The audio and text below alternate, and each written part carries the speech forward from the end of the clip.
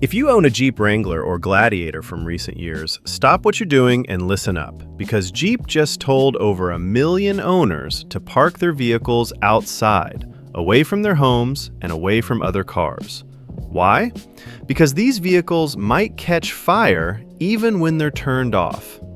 In this video, we'll break down exactly what's going on, why it took years to get here, how it compares to other recalls happening right now, and what you need to do if your Jeep is on the list. So here's the situation. Stellantis, the company behind the Jeep brand, is voluntarily recalling over 1 million Wranglers and Gladiators from recent model years.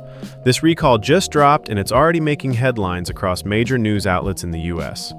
To put this in perspective, a recall of over 1 million vehicles is massive. That's roughly equivalent to recalling every single car sold by an entire midsize brand in a year. So when something this big happens, it's worth understanding exactly why. Before we dig into the problem, let's quickly talk about why these two models matter so much to Jeep and to American drivers in general. The Wrangler is basically the heart and soul of the Jeep brand. It's the direct descendant of the original military Jeep from World War II, and it's one of the most recognizable vehicles on American roads. The current generation, known as the JL, has been in production since 2017 and is loved for its removable doors, removable roof, and serious off-road capability. The Gladiator is essentially a Wrangler with a truck bed. Jeep brought the Gladiator name back in 2019 after a gap of over 30 years. The original Gladiator pickup was produced way back in the 1960s and 70s. The modern Gladiator shares almost everything with the Wrangler, which is actually relevant here because it means whatever issue affects one often affects the other too. Both of these vehicles have a passionate fan base. People don't just drive Wranglers and Gladiators, they modify them, take them off-road, and build entire communities around them. So a recall like this hits close to home for a lot of loyal owners. Now let's get into the technical side, but don't worry, we'll keep it simple. The issue centers around the power steering system, specifically the electric hydraulic power steering pump. Think of this as the component that helps you turn the wheel without putting in a ton of physical effort. Inside this system, there's an electrical connector. According to investigators, this connector was manufactured incorrectly. It was put together with too much force during assembly. That extra force can cause tiny metal terminals inside the connector to spread apart slightly. Now here's why that matters. When metal terminals spread apart like that, the electrical connection becomes weaker. A weaker connection means more electrical resistance, and more resistance means more heat gets generated in that spot, sometimes enough heat to affect nearby materials that can burn. In rare cases, that heat buildup can become severe enough to actually start a fire. And here's the part that makes this recall especially serious. This can technically happen even when your Jeep is parked and the engine is off, because some electrical components stay connected to the battery even when the vehicle isn't running. There's also a warning sign drivers should watch for. If you ever see a service power steering message on your dashboard, or notice your steering suddenly feels heavier than normal, that could be related to this issue. So how worried should you actually be? Here's the reassuring part. Only a small fraction of the recalled vehicles are actually expected to have this defect. nhtsa has confirmed a handful of fires connected to this issue, along with one reported injury. So while the recall covers over 1 million vehicles, the actual number of cars with a real problem is much smaller. But here's something interesting. This issue isn't something Jeep just discovered last week. Investigators say the company had early signs of a potential problem years ago, looked into it, and at one point decided it wasn't serious enough to act on. Later, after more reports came in, both the company and federal regulators reopened their investigations, and that's what eventually led to this recall. This timeline matters because it shows how the recall process in the US actually works. It's not always instant.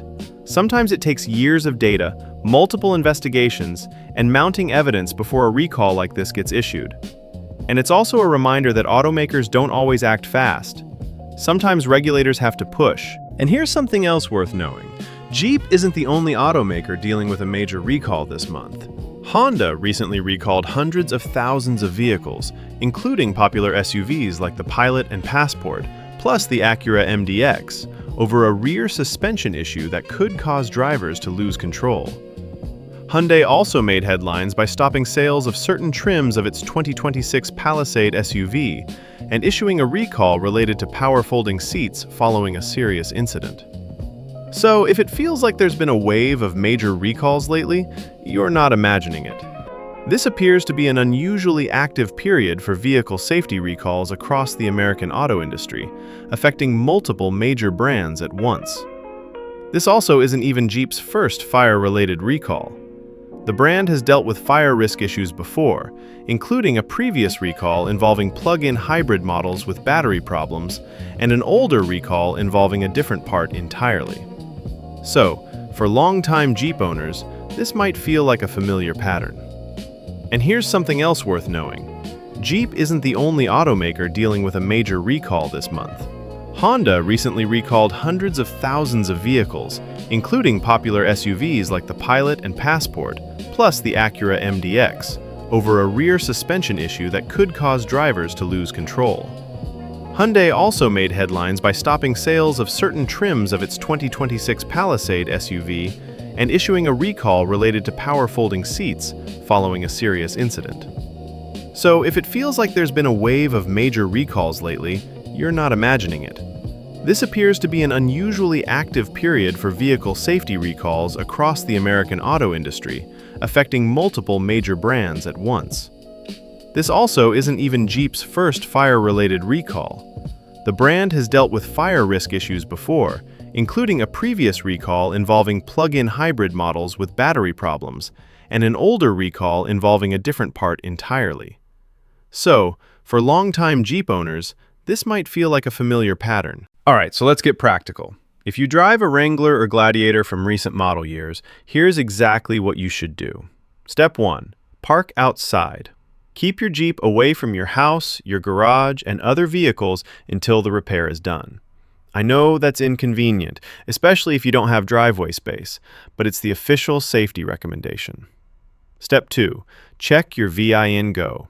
To nhtsa.gov and enter your vehicle identification number to see if your specific car is included in this recall. You can find your VIN on your registration, your insurance card, or on a sticker inside the driver's side door frame. Step 3. Wait for your letter. But don't just wait passively. If you're concerned, call Chrysler customer service directly and ask about your vehicle's status. Step 4. Once a fix is available, take it to your dealer. The repair will be completely free since this is a safety recall. And here's a bonus tip that applies to literally any car you own. nhtsa.gov lets you check recalls for any vehicle, not just Jeeps. It's worth bookmarking that site and checking it every few months just to stay on top of things. So, that's the full picture on this Jeep recall. Over 1 million vehicles, a power steering connector issue, a years-long path to get here, and practical steps for owners. If you or someone you know drives a recent Wrangler or Gladiator, go check that VIN on nhtsa.gov today. If this video helped you, drop a comment letting us know if your Jeep is affected. Hit subscribe for more breaking automotive news, and we'll see you in the next one.